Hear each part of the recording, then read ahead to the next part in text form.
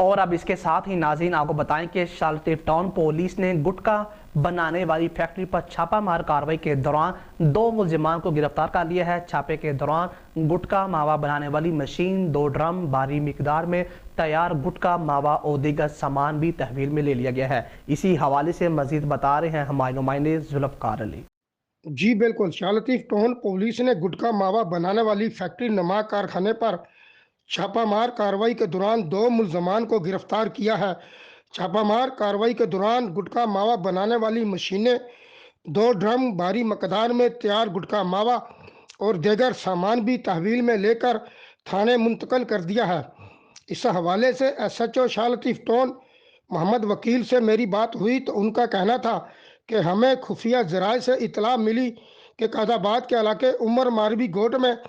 ایک گھر کے اندر گٹکا ماوا تیار کیا جاتا ہے، جس پر فوری پولیس پارٹی کے ہمراہ بتائی گئی جگہ پر چھاپہ مار کارروائی کی گئی اور کارروائی کے دوران 2 ملزمان اسد اور زیب کو گرفتار کر کے ان کے قبضے سے مشینیں، 2 ڈرم بھاری مقدار میں تیار گٹکا ماوا اور دیگر سامان برآمد کیا گیا۔